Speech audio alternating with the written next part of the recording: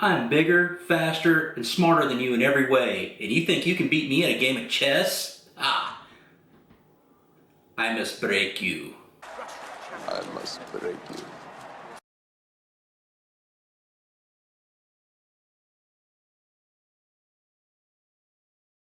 Checkmate, Daddy. Victory's mine. What? How? You cheated! No! Don't play, Daddy. You still have your Smith and Wesson Victory.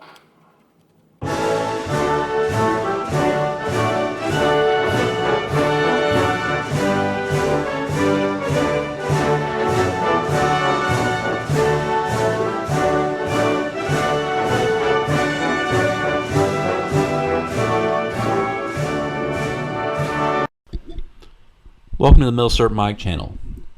Today I'm going to review a revolver that showed up in a previous video, but glossed over because I said it would get its own video. The Smith & Wesson Victory model. The Smith & Wesson Victory is basically a World War II production of the venerable Model 10, so let us first go over the history of the Model 10.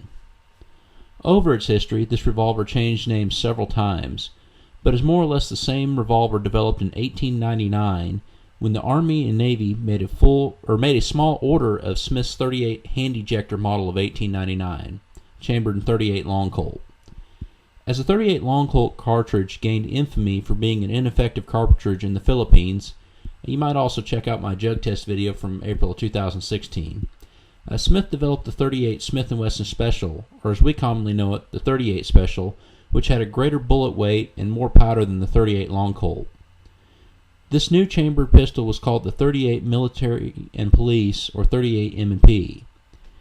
More improvements over the years were a passive hammer block and heat treating the cylinder, which brings us to the World War II version, the Smith & Wesson Victory model. You can easily see these as they have a parkerized as opposed to blued finish, and with the exception of a few of them early produced in the war, they have a V prefix to the serial number. This was the standard sidearm of the U.S. Navy and Marine Corps air crews, as well as security for defense installations. Victory models chambered in 38-200, the British nomenclature, or as we know it, the 38 Smith & Wesson, were sent to Great Britain and other Commonwealth nations under the Lend-Lease program to supplement the Enfields and Webleys already in service. Many of the Victory models, when returned to the U.S., were rechambered with 38 special cylinders, which resulted in oversized chambers and could cause problems. I do not believe that this is the case to my Victory, as it has a flaming bomb, a good sign of U.S. military inspection, no British marks everywhere, and the P above the chamber means that it was purchased under an Army contract. After the war, these revolvers remained in service in limited fashion in the U.S. Armed Forces through Desert Storm. After World War II, Smith & Wesson resumed production of the M&P line, renaming it the Model 10 in 1957. The Model 10 remained a mainstay in many police departments until they were replaced by semi-automatic pistols. The Model 10 is still in production in limited numbers to this day, 118 years after its initial production. As stated in previous videos, I'm not normally a revolver guy, but I thoroughly enjoyed shooting this Victory model. My accuracy was on par with me shooting semi-autos.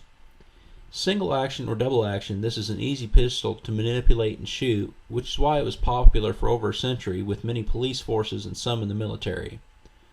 Well, I won't say master, because you pretty much have to be Jerry Miselect to have mastered any firearm. This is not a difficult firearm to become proficient with.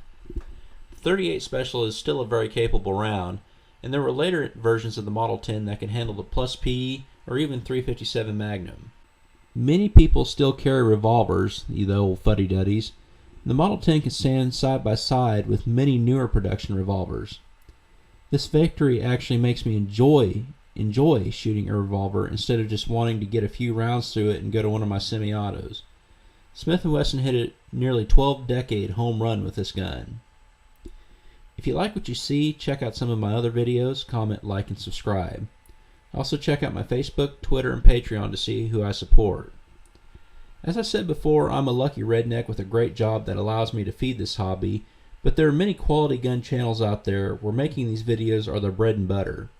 Since YouTube isn't doling out money anymore to those they see objectionable, please help these channels out, or you might see some great informative, educational, and entertaining gun channels go away, and all that will be left were makeup channels and Young Turk grants. And this is an internet world I don't want to live in. Thank you for watching, and as always, have a great day.